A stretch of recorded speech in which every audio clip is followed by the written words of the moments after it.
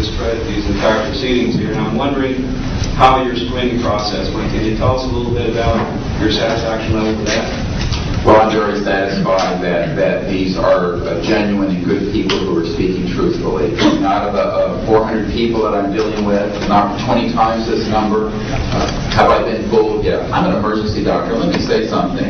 People come into the emergency department with flank pain, writhing on a stretcher. What have they got? A kidney stone, right? Yeah, well, some of them go into the bathroom, prick their finger, and squeeze blood into the water, the urine sample, to show that they have blood in their urine so they can get a narcotic injection. Now, have I been scammed as an emergency doctor who has I'm bright enough not to kind of know when I'm being scammed, but have I occasionally? Yeah. Is it possible? It's possible. Is it likely? No. And here's what's more important. You don't not treat or accept the testimony or the history of every patient that comes in with flank pain and assume that they're lying just because you've been scammed once or twice. This field, you make a very good point, is filled with hoaxes and scams and what have you.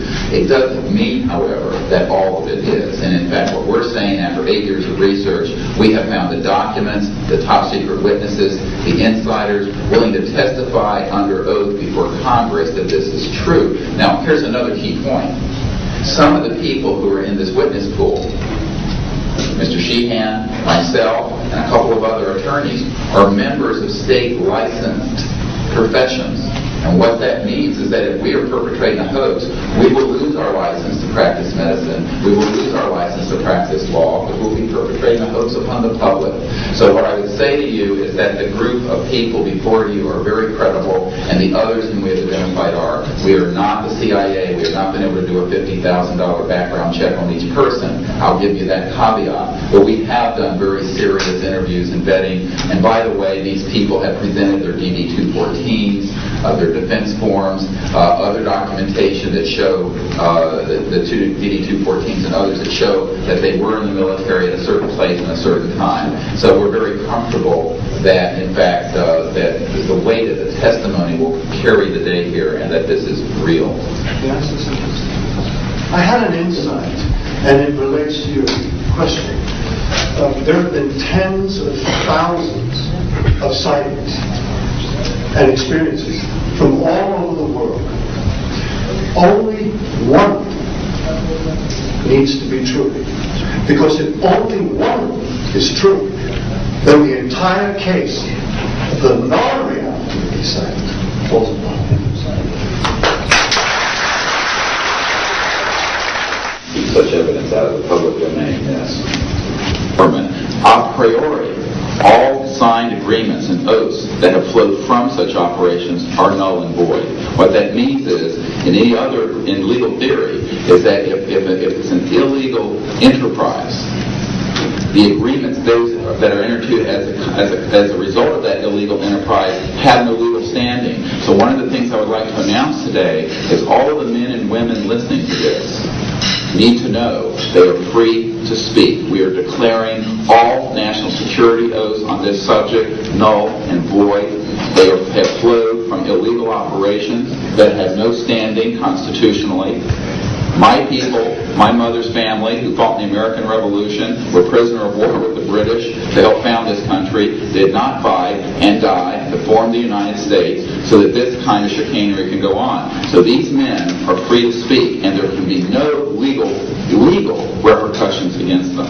We have legal counsel who will also support this theory, and we're taking this to other constitutional scholars. It is time for that game to end. It is time for a new era in the human experience.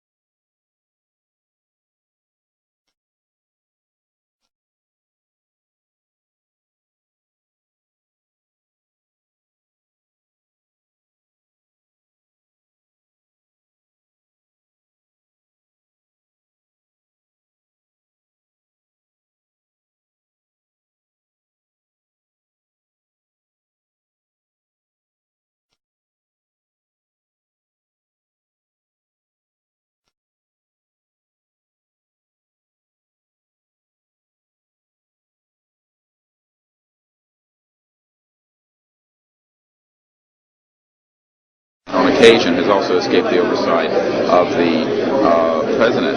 We know for a fact that this has happened. I personally briefed President Clinton's first CIA director on this. I was informed that they had no access to these projects, although they knew they existed. I was told the same thing by the senior investigator for the Senate Appropriations Committee, a man named Dick D'Amato, who in 1994 told me that there were somewhere between $40 and $80 billion a year going into these classified projects, and that he, with a subpoena on behalf of the Senate and a top-secret clearance, could not penetrate them. He told me these were the varsity team of all black projects, covert projects. So this is really serious stuff, and it brings into question have we gone down the road that Eisenhower warned us about a little too far when he said, beware of the military-industrial complex, that it can escape the checks and balances of our democracy. And I think on this particular issue, it in fact has, and it's time for the Congress to represent the people in this regard and to reassert its oversight of these projects. One last question. When you talked about putting the checks and balances back into place, talk about the passion of these people, if you would. How confident are they? Well, they know what they saw. I mean, these are men ranging from Air Force and NRO officials to people who have been contract agents for the CIA to people who have been pilots in World War II and are heroes of our country, the greatest generation that Tom Brokaw talks about. And so what I have to say to you is that these people know what they saw. They're not going to be speaking about anything except what they directly witnessed. And we're not talking lights in the sky and swamp gas. We're talking people who have actually retrieved extraterrestrial vehicles who are going to be here today. Very good. We'll take one picture of that. That's concrete and that's based on reality. But anyone who does further research in this field will find that they are not hostile. None of them are hostile. They have shown us that they can shut down missile silos and rockets. They have not destroyed us, and they've been here for tens of thousands of years. We know of 50 years worth, more or less, of secrets. We know of major things. And the fact what is, about this hybrid breeding program that keeps being referred to? well, again, we're not dealing with these kinds of things. We are dealing with credentialed, unimpeachable witnesses here who have worked in projects. We're not dealing with that. We're dealing with what we know. What we know is that these are not hostile entities. I don't know how to explain this to you, except that people here, we're all still here. The world is still here. And they have shown us what their technology is capable of doing. And you can yet imagine, and you can hear from witnesses who've worked in fields of re-engineering, back engineering, what kinds of technologies can come out of this to literally save people from the suffering that's going on right now. I don't doubt the possibility of that. Yes, and that's what this disclosure is about. It isn't about these other kinds of stories that you have no proof of and nobody does. And the fact is, we hear of what we're saying. Well, they have removed artifacts. Well, again, we're not going to deal with this kind of story, and a lot of that is manufactured also. That's correct. So what we're dealing with here is concrete evidence, documents, people who've been working in the industry, in the military industrial complex, the intelligence industry. I worked in the MX missile, and I was if I went public with that whole theory. So you can imagine.